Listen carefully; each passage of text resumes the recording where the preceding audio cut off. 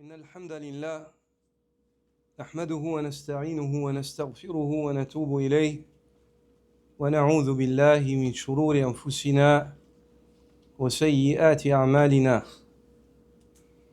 من يهده الله فلا مضل له ومن يضلل فلا هادي له وأشهد أن لا إله إلا الله وحده لا شريك له وأشهد أن محمدًا عبده ورسوله صلى الله عليه وآله وصحبه وسلم تسليما كثيرا أما بعد. En cette nuit du 18 de Dhul Hijjah de l'année 1446 de la Hijra du prophète sallallahu alayhi wa sallam, nous allons étudier ou entamer la lecture de ce chapitre parmi les chapitres du livre Zad al-Ma'ad ibn al-Qayyim, où Ibn al-Qayyim traite des causes de l'élargissement spirituel de la poitrine. Ibn Qayyim al-Jawziyya ou Ibn Qayyim al-Jawziyya ou Ibn al-Qayyim comme il est connu, Abu Abdillah Shamsuddin Muhammad ibn Abi Bakr ibn Ayyub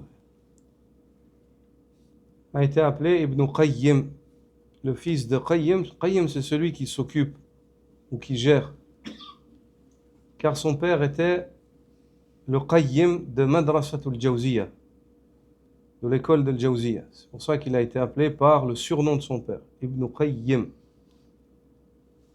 C'est pour ça que certains parmi Ahlul Ilm évoquent qu'il est plus juste de dire Ibn Qayyim que Ibn al-Qayyim. Ibn Qayyim al-Jawziyya, le fils de celui qui s'occupait de l'école de Jawziyya, le père de l'érudit Abu Abdillah. Dans ce chapitre-là de ce livre, Zad al-Ma'ad, c'est un livre qui est recommandé, fortement recommandé par Ahlul Ilm.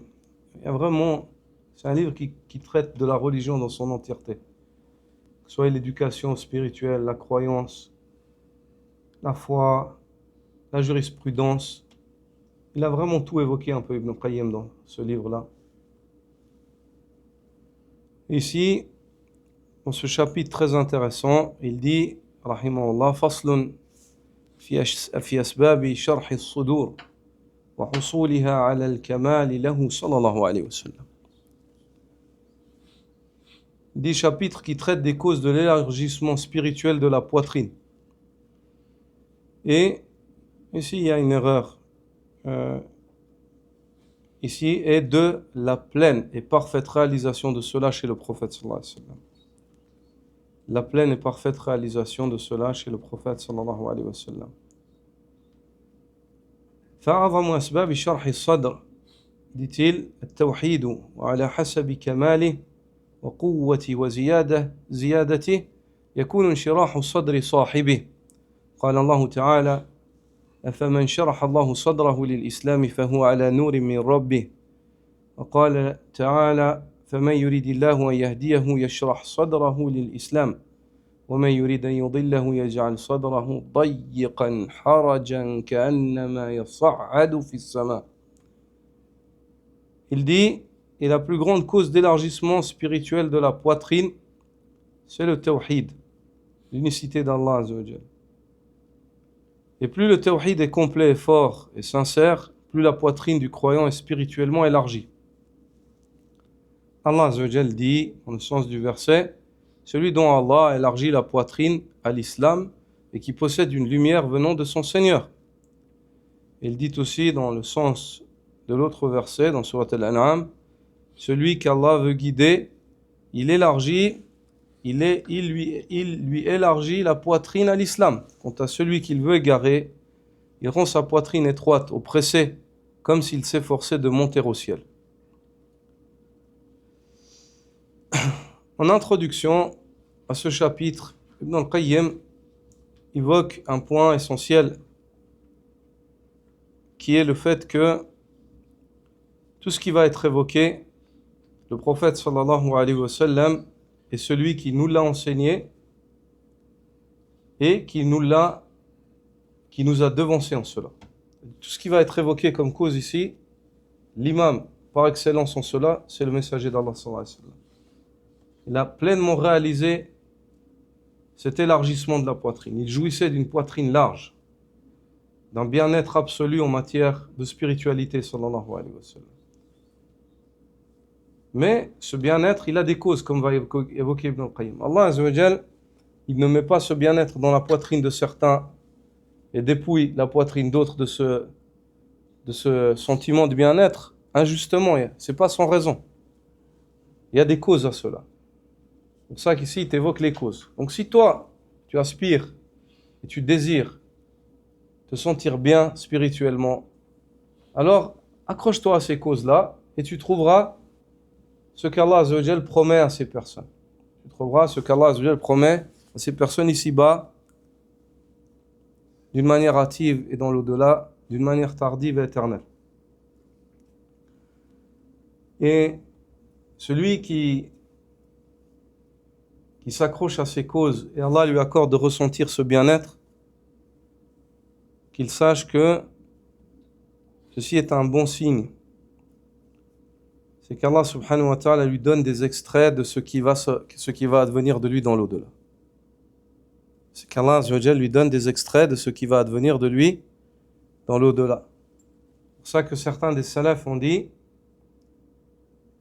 si les gens du paradis sont ou ressentent ce que nous ressentons aujourd'hui, alors ils sont bien.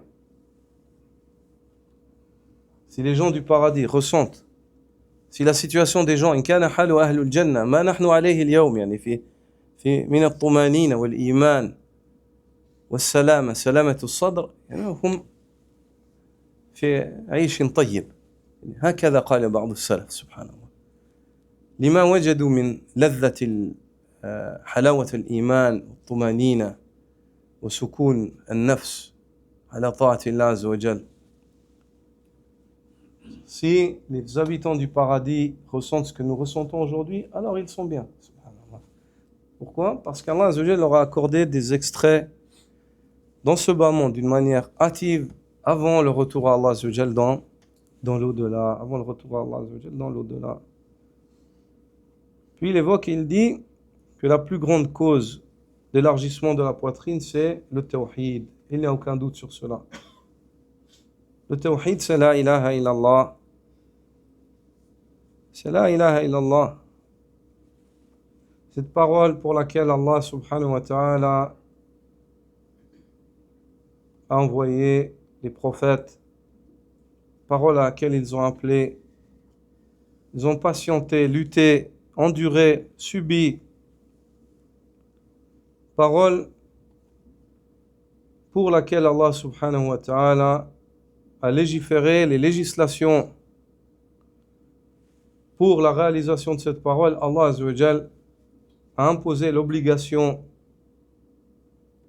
Il a dicté les interdits pour préserver cette parole-là. Parole pour laquelle Allah subhanahu wa ta'ala a déterminé les deux destinations éternelles, le paradis ou l'enfer. C'est pour cette parole qu'Allah subhanahu wa ta'ala élèvera les balances de l'équité yawm al-qiyamah. Et cette parole-là pèse lourd sur la balance le jour de la rencontre avec Allah subhanahu wa ta'ala. Cette parole est la clé du paradis. Elle est le socle de l'adoration.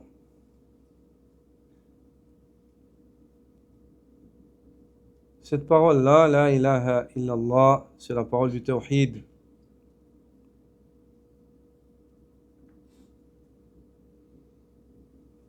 Et cette parole, elle a des implications. Celui qui l'a dit avec la langue, le cœur et dont les membres réalisent ce qu'elle implique, alhamdulillah, il en tirera profit. Celui qui complète les conditions qu'implique cette parole, il tirera pleinement profit de cette parole ici-bas avant l'au-delà. Ce tawhid-là élargit la poitrine de l'homme. Lorsque l'homme sait que son Seigneur est unique. Wa ilahukum ilahun wahid, la ilaha illahu. Et votre divinité est un Dieu unique. Nulle divinité en droit d'être adorée. Quelle liberté.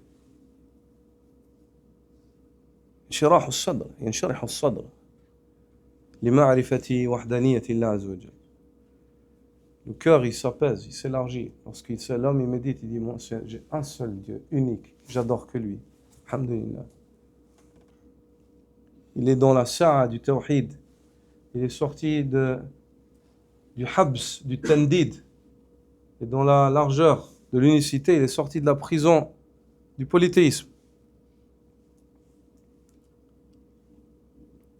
Aucun doute sur le fait que le tawhid, c'est la plus grande cause d'élargissement de la poitrine.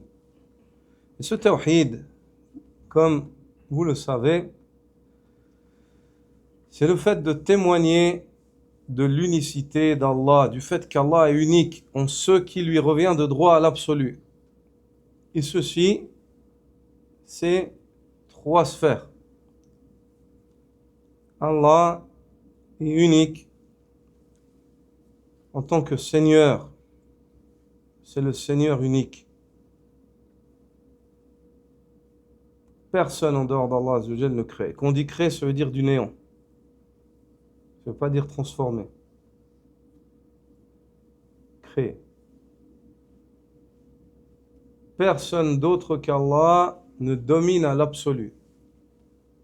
Allah crée, sa création, il la domine.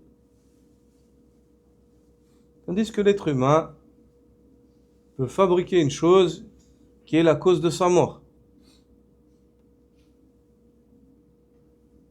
Et Allah subhanahu wa ta'ala administre, il suffit parfaitement à sa création.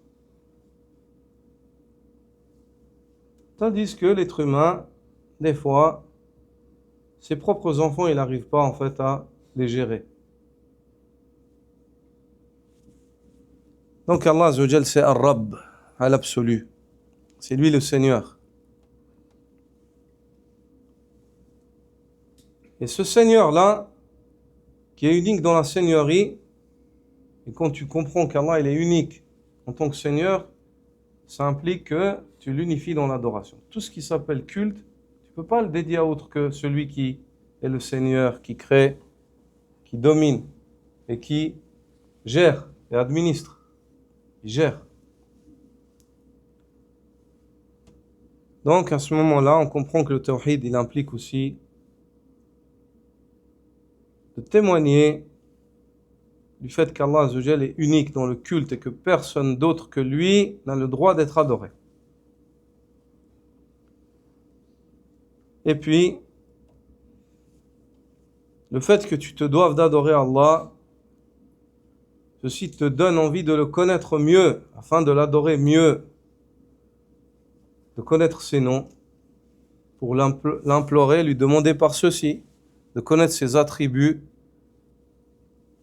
pour mieux le craindre, mieux l'espérer, plus l'aimer. Donc à ce moment-là, tu te dois d'avoir accès à une connaissance qui est la connaissance des noms et des attributs d'Allah et des actes divins. Et lorsque tu connais cela, tu te dois d'unifier Allah en ce en quoi il s'est unifié comme nom, comme qualificatif.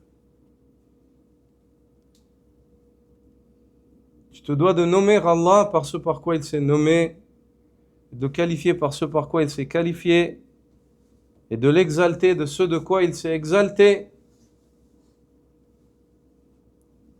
Quand tu réalises ces 3 choses-là, à ce moment-là, ta poitrine s'élargit par le tawhid. ينشرح الصدر بالتوحيد.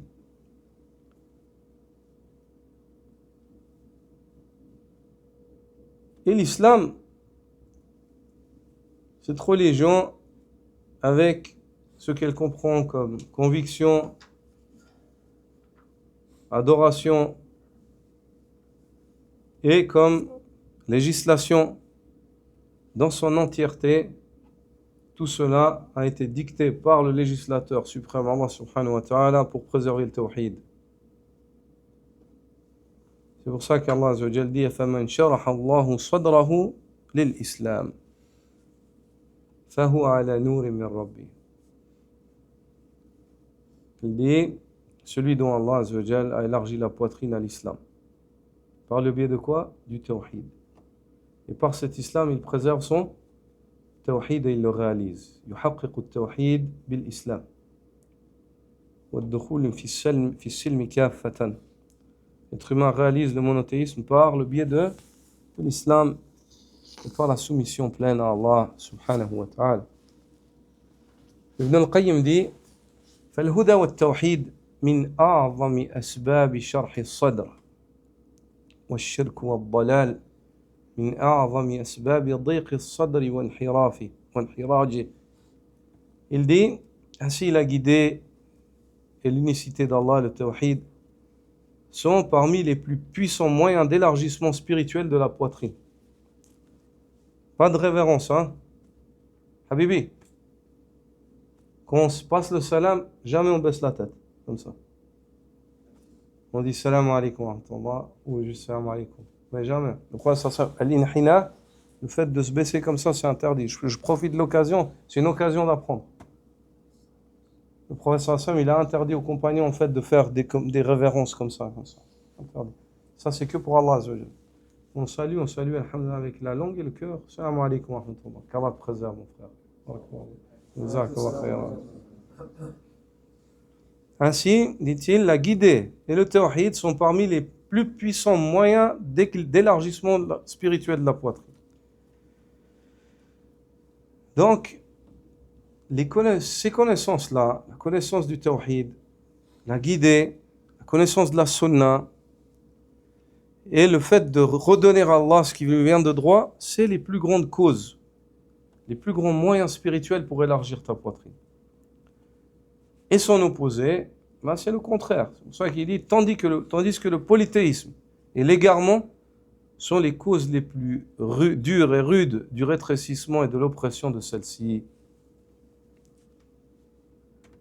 Puis il évoque, il dit وَمِنْهَا النُّورُ الَّذِي يَقْذِفُهُ اللَّهُ فِي قَلْبِ الْعَبْدِ وهو نور الإيمان فإنه يشرح الصدر ويوسعه ويفرح القلب فإذا فقد هذا النور من قلب العبد ضاق وحرج وصار في أضيق سجن وأصعبه. Il dit parmi les causes également, c'est-à-dire de l'élargissement spirituel de la poitrine, il y a la lumière qu'Allah déverse dans le cœur du serviteur. La lumière de la foi. Elle dilate la poitrine intérieurement et l'apaise. Elle réjouit le cœur, et lorsque cette lumière-là s'absente, le cœur devient étroit, oppressé, emprisonné dans la plus dure et rude des cellules. La lumière du iman, lorsque Allah Azza wa Jalla met le iman dans le cœur de la personne elle a la foi en Allah. Elle a la foi en ce en quoi Allah lui demande d'avoir foi, alhamdoulilah, son cœur il s'apaise. Quand toi dans ton iman t'apprends des choses, et puis ça fait partie de ton iman et de tes convictions, ça t'apaise. Quand t'apprends par exemple sur les malaïka ou des noms des anges, ton cœur il est apaisé. Tu sais une chose que Allah Azza wa Jalla veut que tu saches et qu'il aime que tu sois convaincu de ça. Quand tu apprends au sujet de ce qui se passe après la mort et que tu lis les hadiths et que tu es convaincu, alhamdulillah, insharih as-sadr. Insharih.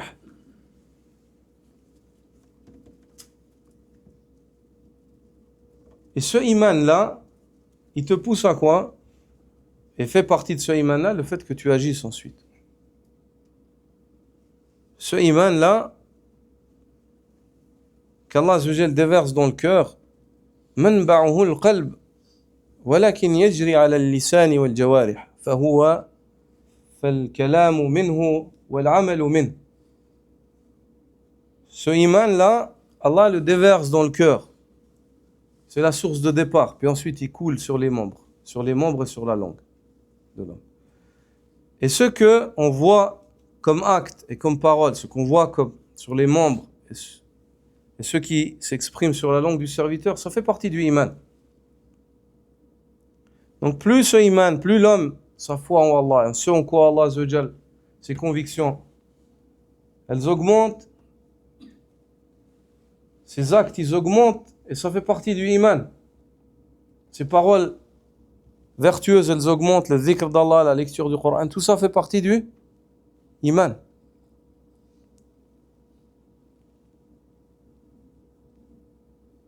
C'est là où l'être humain, il voit. L'être humain, il peut estimer combien est-ce qu'Allah Azza wa Jal lui a donné de la lumière du iman, et combien dans son cœur il y a de la lumière du iman dans ses actes et dans ses paroles. Les actes et les paroles font partie du iman. Ils reflètent ce qu'il y a dans le cœur comme iman. Et ils impactent le iman. Si tes paroles sont mauvaises ou tes actes sont mauvais, ton iman, il régresse. Si tes paroles se réforment et tes actes se réforment, ton iman, il croît, il augmente. Puis ici, Ibn Qayyim rahimahullah dit وقد روى الترمذي في جامعه عن النبي صلى الله عليه وسلم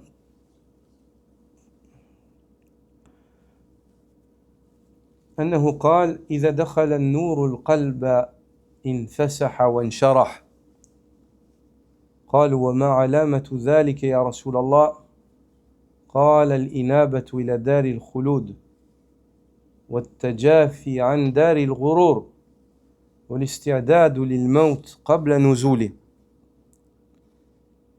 Ensuite, Ibn Qayyim évoque un récit en liaison avec ce qu'il a évoqué, qui fait partie des causes d'élargissement de la poitrine, la lumière de la foi. Il dit, l'imam Tirmidhi rapporte dans sa compilation Al-Jami'. Et ici, c'est un wahm d'Ibn al-Qayyim. Ce récit-là ne se trouve pas dans le Jami' de l'imam Tirmidhi. Il n'est pas dans Al-Jami'. Ce récit-là est dans d'autres recueils, mais pas dans le Jami' de l'imam Tirmidhi.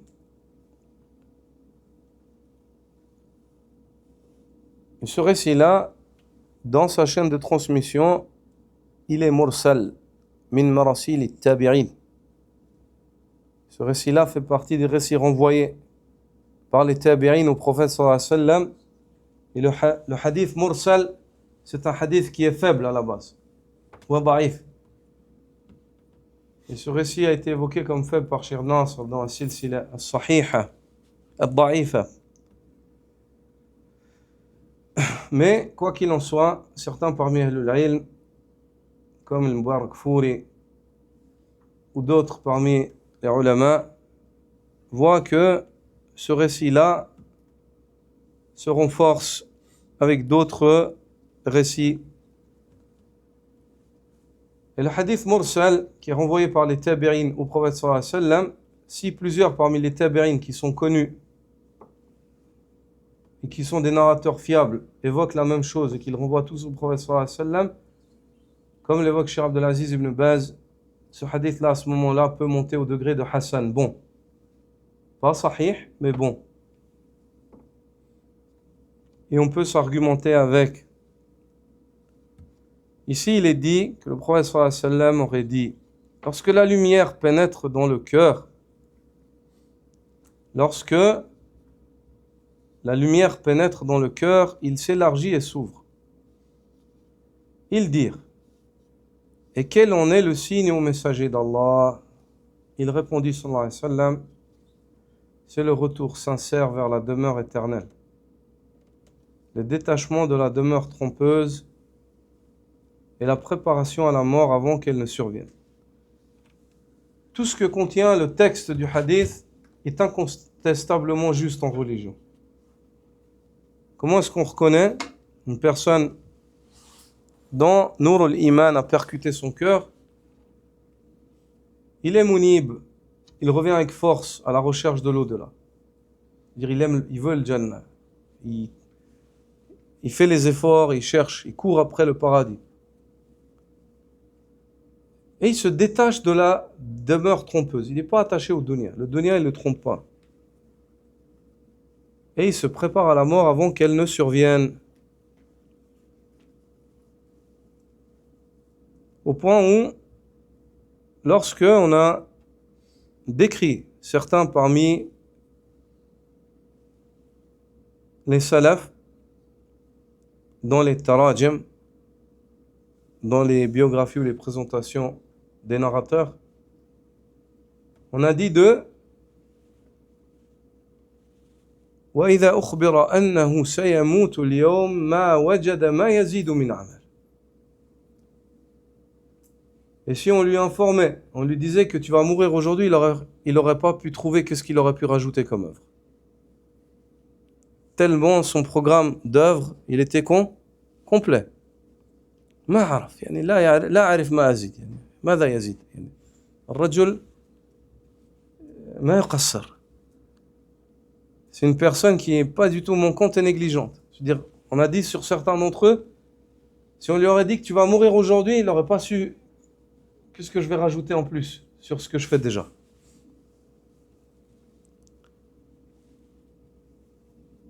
Donc ce récit-là, ce qu'il comprend comme information, c'est juste, Inch'Allah. Reste après Al-Aman al-Ilmiya, qui est le fait d'évoquer que c'est un hadith mursal et qu'à la base il est daïf, il est faible. Et que ici Ibn al-Qayyim s'est trompé lorsqu'il a dit que l'imam al-Tirmidhi l'a narré dans son Jami'. L'imam al-Tirmidhi n'a pas extrait ce hadith dans son Jami'. Il ne se trouve pas dans le Jami' de Tirmidhi. Et ici Ibn al-Qayyim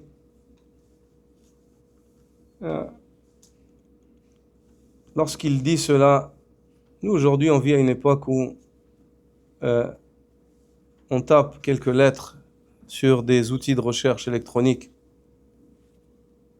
et puis on a une liste qui nous sort et on peut réviser, préparer nos cours. Allah il connaît nos faiblesses et il a comblé nos faiblesses et nos manquements en effort par des moyens et qu'Allah nous pardonne et nous réforme. Mais l'imam Ibn al-Qayyim, ils n'avaient pas ça. Quand ils cherchaient un hadith, ils ouvraient beaucoup de livres. Et quand ils ouvraient tous ces livres, ils apprenaient par cœur. Et l'être humain, c'est un être humain. Et le prophète sallallahu alayhi wa sallam a dit Innama ana bashar, ansa kama tansaw. Je suis un homme, je peux oublier comme vous oubliez. Même si le prophète sallallahu alayhi wa sallam l'oubli, il n'a pas affecté la révélation. Mais chez les gens, même s'ils étaient pieux, même les sahaba, ça arrivait qu'ils oublient quelque chose. Un compagnon oubliait, l'autre lui rappelait. Ou qu'un compagnon ne savait pas, l'autre lui enseignait. Et ainsi de suite. Ici, il faut savoir que ce livre, Zad al-Ma'ad, l'imam Ibn al-Qayyim, il l'a écrit en allant au Hajj. Il l'a écrit fi tariq, safar. En voyage. Il ne l'a pas écrit dans un bureau avec un ordinateur, avec des livres, avec des moyens, en étant sous la clim.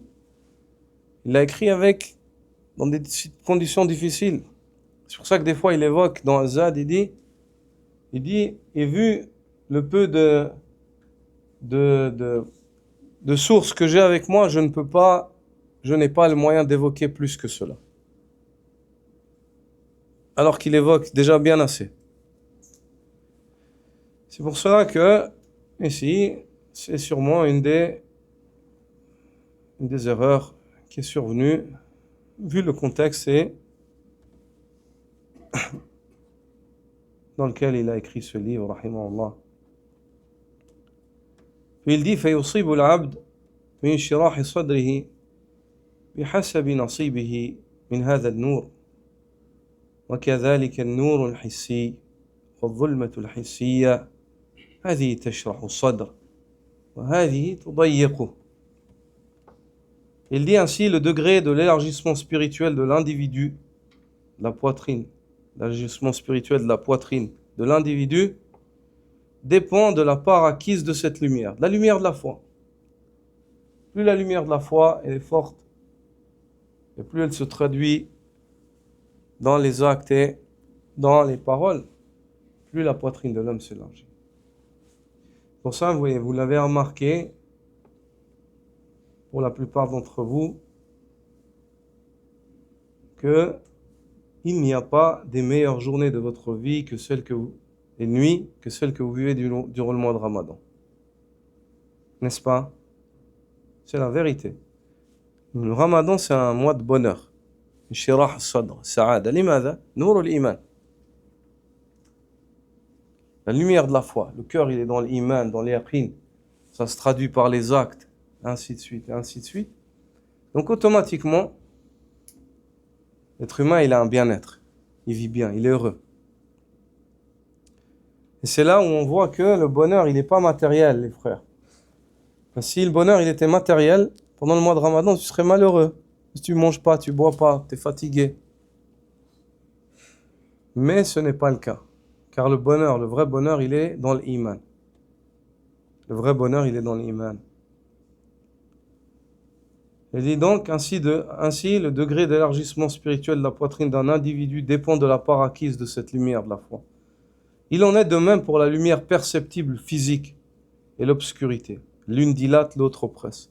C'est-à-dire, il compare, Ibn al-Qayyim souvent, il fait une muqarana dans ses paroles entre al-hissi wal-ma'nawi. Entre les choses perceptibles et les choses qui sont ne sont pas perceptibles. Et souvent, il fait une comparaison entre ces deux-là et il pousse à des méditations par cela. Et ici, c'est un exemple. Il dit, il en est de même pour la lumière perceptible physique et l'obscurité. L'une dilate, l'autre oppresse.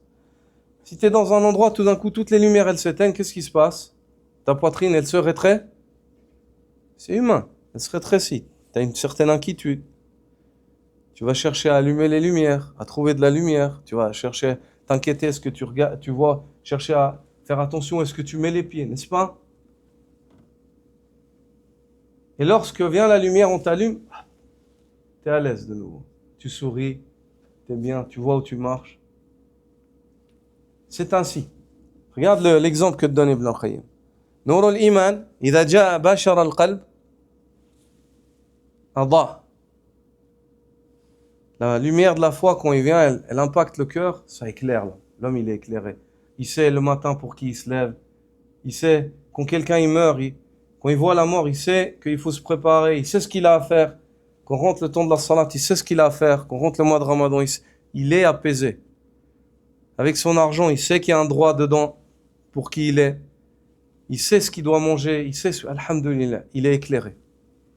Donc la poitrine, elle est apaisée. Dès que tu éteins, il ne sait plus où il va. C'est comme si tu éteins les lumières tout d'un coup ici. Il n'y a plus les microphones qui fonctionnent. On sera tous inquiets. L'imam le premier. N'est-ce pas? Donc, la question, elle est, cet effet de comparaison, il est absolument juste, rahimahullah. La foi, elle est claire, l'homme. Elle t'amène la paix. Tu es en paix.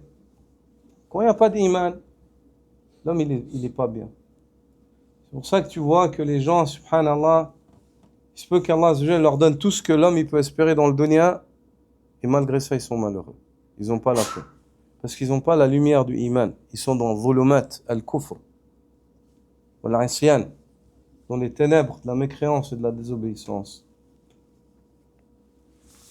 Puis il dit, rahimahullah, ومنها العلم فإنه يشرح الصدر ويوسعه حتى يكون أوسع من الدنيا والجهل يورث الضيق والحصر والحبس فكلما اتسع علم العبد انشرح صدره واتسع وليس هذا لكل علم بل للعلم الموروث عن الرسول صلى الله عليه وسلم وهو العلم النافع فأهله أشرح الناس صدرا وأوسعهم قلوبا وأحسنهم أخلاقا وأطيبهم عيشا. Puis il dit, parmi les causes également d'élargissement de la poitrine, La science bénéfique, elle dilate la poitrine et l'élargit au point qu'elle devienne plus vaste que le monde dans son entièreté. Le savoir, il élargit ta poitrine. Plus tu sais, et plus tu te sens en largesse. Et moins tu sais, plus tu te sens à l'étroit. L'ignorance, en revanche, engendre oppression, confinement et emprisonnement. Plus le savoir est utile, plus le savoir utile augmente, plus le cœur est large. C'est-à-dire plus ton savoir utile il augmente et plus le cœur est large. Donc ici il dit quoi? Quel savoir? Le savoir utile. Quand on parle d'élargissement spirituel de la poitrine, il s'agit, et que le savoir augmente cet élargissement-là, alors à ce moment-là il s'agit du savoir religieux. Il dit, mais cela ne concerne pas n'importe quelle science. Seule la science héritée du prophète sallallahu alayhi wa sallam provoque cet effet. Les gens de cette science sont ceux aux poitrines et au cœur les plus larges. Ils sont les plus équilibrés en moralité et ceux qui sont dotés de la meilleure existence. Il dit, وَمِنْهَا الْإِنَابَةُ إِلَى اللَّهِ سُبْحَانَهُ وَتَعَالَى ومحبته بكل القلب والإقبال عليه والتنعم بعبادته فلا شيء أشرح لصدر العبد من ذلك حتى إنه لا يقول أحيانا إن كنت في الجنة في مثل هذه الحالة فإني إذن في عيش طيب.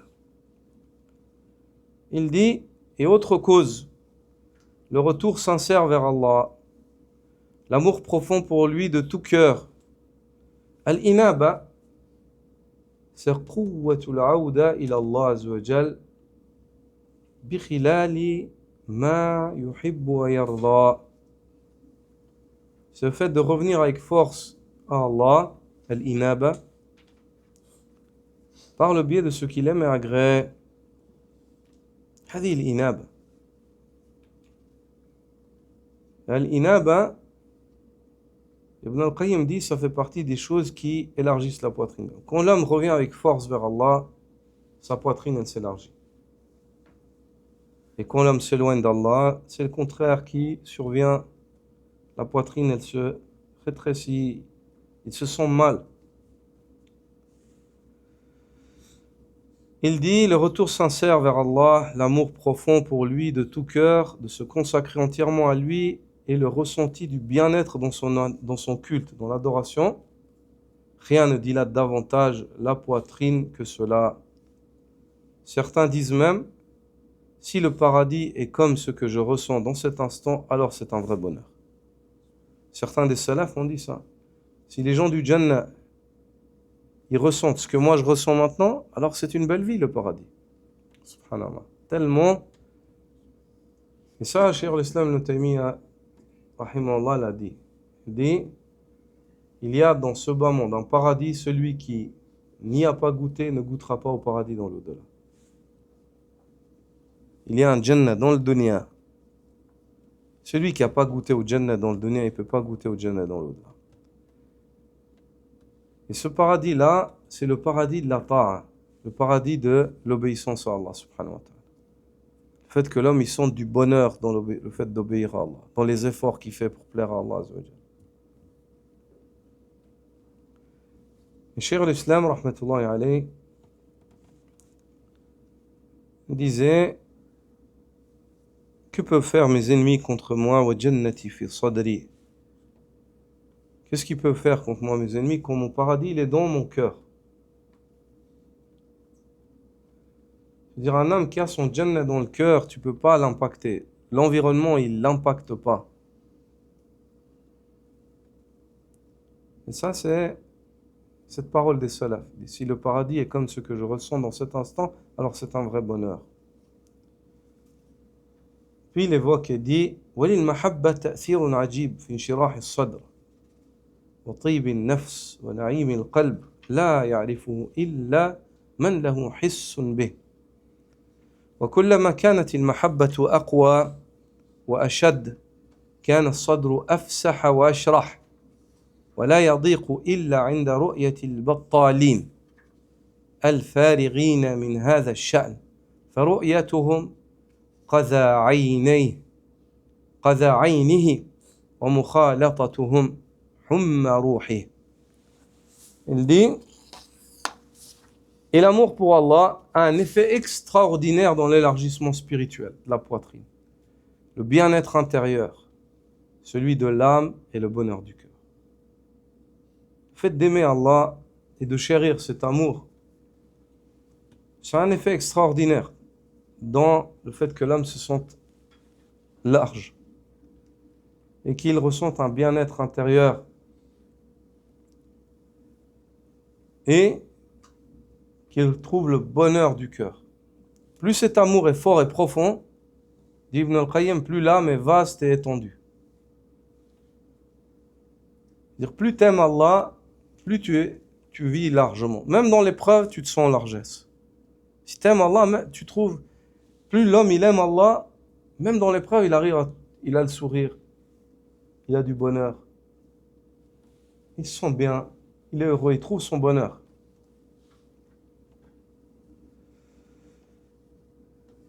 Il dit, elles ne se sont à l'étroit, et l'âme de celui qui... Regardez ici, notez cela. Subhanallah. L'homme qui aime Allah subhanahu wa ta'ala, les épreuves sur son corps, ou sur ses biens, ou dans son dunya aussi, sur ces petites choses du dunya, elles ne l'impactent pas. Qu'est-ce qui l'impacte? Lorsqu'il voit ses semblables, parmi les fils d'Adam, désobéir à Allah. Et le prophète sallallahu alayhi wa sallam, il se mettait en colère quand on dépassait les limites d'Allah. Là, son visage, il changeait. Mais sinon, les épreuves, la perte des êtres, là, il patientait surtout. Même là, il patientait, mais quand on dépassait les limites d'Allah et qu'il se passait une chose qu'Allah déteste et n'aime pas, ça se voyait sur le visage du messager d'Allah, sallallahu alayhi wa sallam. C'est-à-dire ça, rétrécissait sa poitrine. يضيق الصدر عند رؤية المعاصي والطغيان يضيق. Ici, Ibn al-Qayyim fait allusion à cela. La poitrine de ceux qui aiment Allah Azzawajal, elles se sont à l'étroit qu'en présence de ceux qui vivent sans but ni lien avec Allah. Quand ils voient les gens qui n'ont pas de but dans l'au-delà, qui n'ont pas de lien avec Allah, qui vivent dans le dunya comme des animaux, juste pour manger, boire et se reproduire, quand ils voient ça, la poitrine de ceux qui aiment Allah, elle se serre. Quand tu vois tes semblables, tes frères, parmi les fils d'Adam, tu les vois comme ça, tu n'es pas heureux, tu ne peux pas être heureux. Tu es triste. En effet, regarde, les voir est synonyme d'une épine dans l'œil. Ça fait mal aux yeux de voir ces gens. Et les fréquenter est une cause de la fièvre, et cause de la fièvre de l'âme, et trouble la paix intérieure. Fréquenter les gens désobéissants, c'est comme si le ressenti d'une personne pieuse quand il est avec des gens désobéissants, c'est quoi? C'est comme quand il a de la fièvre. Quand tu as de la fièvre, tu as des nausées, tu n'es pas bien, tu as envie de rester, tu as envie de quitter cette situation au plus vite. Pareil, une personne qui aime Allah Azzawajal, quand il voit des gens désobéissants, il a envie de les quitter au plus vite. Il n'a pas envie de rester avec eux. Parce qu'il se sent dans une gêne, comme quand il a de la fièvre. Et ça lui fait mal aux yeux, à l'œil, ça gêne son œil, comme quand il a une épine ou un grain de poussière dans l'œil, il a envie de l'enlever au plus vite, de plus voir ça, de plus avoir ça. ومن أعظم أسباب ضيق الصدر الإعراض عن الله تعالى وتعلق القلب بغيره والغفلة عن ذكره ومحبة سواه فإن من أحب شيئا غير الله عذب به وسجن قلبه في محبة ذلك الغير فما في الأرض أشقى منه ولا أكسف بالا ولا أنكد عيشا ولا أتعب قلبا فهما محبتان محبة هي جنة الدنيا وسرور النفس ولذة القلب ونعيم الروح وغذاؤها ودواؤها بل حياتها وقرة عينها وهي محبة الله وحده بكل القلب وانجذاب قوى الميل والإرادة والمحبة كلها إليه ومحبة هي عذاب الروح وغم النفس وسجن القلب وضيق الصدر وهي سبب الألم والنكد والعناء وهي محبة ما سواه سبحانه. Il dit, parmi les plus grandes causes du resserrement de la poitrine figure le détournement du cœur d'Allah, le fait que le cœur il soit détourné d'Allah, l'attachement à autre que lui, le fait que le cœur il soit éperdument attaché à autre qu'Allah, au point où certaines choses, les gens s'y sont tellement attachés qu'ils sont prêts à laisser, à tourner le dos à Allah pour ces choses-là. La négligence du rappel, le fait de se détourner du rappel d'Allah, de ne pas évoquer Allah, l'amour pour autre qu'Allah, comme on aime Allah. Celui qui aime autre qu'Allah, comme on devrait aimer Allah, sera tourmenté par cette chose. Elle sera la cause de son châtiment. Et celui qui exagère dans l'amour d'une chose, d'un amour passionnel, même son enfant, hein, même ton enfant, si tu l'aimes d'un amour passionnel, il se peut qu'il soit la cause de ton châtiment. Même ta voiture ou tes biens, si tu l'aimes d'un amour passionné, il se peut que... Pourquoi? Parce que tu attaches ton cœur à une chose qui est vouée à la cessation et au changement. Attache ton cœur au Hayy al-Qayyum, à celui qui est vivant, qui subsiste par lui, qui est toujours là, qui sera toujours là, Allah Azza wa Jal. Tu t'attaches à ta beauté, un jour tu vas devenir moche. Tu t'attaches à ton corps, un jour il se peut que ça change, il détériore. Et quoi qu'il en soit, dans la tombe, il va changer. Tu t'attaches à quoi? À tes enfants, un jour ils vont te laisser. À ta femme, il se peut qu'un jour elle te laisse. À ton argent, un jour tu l'auras plus. Tu t'attaches à Allah. Attache-toi à Allah, mon frère. Allah Azza wa Jal, il ne change pas. Jalla sha'nu. Il est parfait. Et celui qui aime autre chose, autre qu'Allah, comme on devrait aimer Allah, il sera tourmenté par cette chose. Son cœur sera emprisonné dans cet amour passionnel. Il n'y a pas plus malheureux que lui sur terre, ni d'esprit plus troublé, ni de vie plus amère, ni de cœur plus fatigué. Même une personne qui s'attache à une femme, il la marie. Marie, sois juste. Il faut aimer. L'amour naturel, c'est normal. Mais attacher, exagérer en amour, aimer trop, au point où tu vois que ça. Ou la femme, son mari, au point où elle voit que ça. Ou l'enfant, tu vois ton enfant comme si c'est le seul enfant au monde. Il n'y a que ça. Subhanallah. Allah Azza wa Jal est où? Attache-toi pas comme ça. Tu seras tourmenté par cette chose. Wallah. T'exagères dans l'amour d'une chose. Ibn al-Qayyim, c'est une qaïda. Man akthara hubba shay'in uzziba bih. يعني تجاوز الحدود في حب شيء عذب بهذا الشيء. Il faut être juste, il faut être droit, il faut être pieux. C'est ça qui est demandé. Il ne faut pas exagérer dans le cœur. Innama al-qalbu lillah. Subhanahu wa ta'ala. Le cœur, il faut le garder un maximum pour Allah subhanahu wa ta'ala. Et celui qui arrive à faire en sorte que dans son cœur il n'y ait que Allah, Allahu Akbar. Lui, il est dans le Jannah, dans le dunya avant l'au-delà. Il dit, il existe donc deux sortes d'amour. Un amour pour Allah qui est le paradis sur terre, la joie de l'âme, le délice du cœur, la félicité de l'âme, son approvisionnement, son remède, bien plus. Il est la vie de l'âme et la parure de ses yeux. L'amour d'Allah, c'est le bonheur. Le fait que l'homme, il aime Allah et il travaille pour cet amour, et cet amour le pousse à faire encore plus d'efforts, et à chérir cet amour, et à faire attention afin que ça ne baisse pas. Subhanallah, ça c'est le bonheur. Le cœur, il est nourri, il vit. C'est ça qu'il dit, voilà donc ce qu'est l'amour d'Allah seul de tout cœur, accompagné de l'attirance de toutes les forces de l'âme, de la volonté et de l'amour qui lui est consacré en exclusivité. L'amour d'Allah Azza wa Jal, c'est comme dit Cheikh al-Islam Ibn Taymiyyah, al-mahabba hiya al-muharrika lil-qulubi wal-abdan. L'amour, c'est elle qui fait bouger les cœurs, et c'est elle qui fait bouger les corps. Plus t'aimes Allah, plus tu l'espères. Plus t'aimes Allah, plus tu le crains. Plus t'aimes Allah, plus tu es sincère dans ton intention. Plus t'aimes Allah, plus tu es prêt à faire des efforts. Avec ton corps, avec tes biens, avec ta vie même. Al-mahabba hiya, hadi hiya, al-sirr. Le secret c'est quoi? C'est le mahabba, c'est l'amour. Puis il dit un amour pour autre qu'Allah, ça c'est la deuxième catégorie, qui compte à lui engendre le supplice de l'âme, le tourment de l'être, la prison du cœur, l'étroitesse de la poitrine.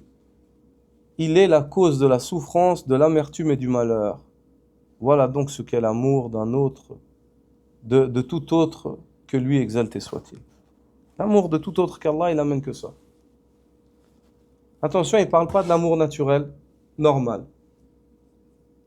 Le fait qu'une personne, l'enfant, il ouvre les yeux, Allah l'a créé dans cette famille, ses parents, ils les aiment. Quoi qu'il en soit, c'est un amour naturel. Même si demain c'est des mécréants et lui il est croyant, il va avoir un amour pour eux, mahabba tabi'iyya, naturel. Ou bien les parents pour l'enfant. Dire même si l'enfant il est créé, il est mal formé et que Allah l'a créé avec des épreuves comme ça, les parents c'est naturel. Mais ici on parle d'un amour où la personne l'exagère, où elle vénère, où elle essaie. Ça, subhanallah, là c'est grave. Ou bien que cette chose-là, elle te fasse oublier Allah, elle te fasse te détourner d'Allah, t'éloigner d'Allah. C'est grave. Ça, c'est une prison, c'est un supplice, c'est un châtiment. Ici-bas avant l'au-delà. Ici-bas avant l'au-delà. On s'arrête là. La semaine prochaine, on termine les autres points qu'il aura évoqués. Rahimahullah. Subhanakallah wa bihamdika ashhadu an la ilaha illa ant. Astaghfiruka wa atubu ilayk.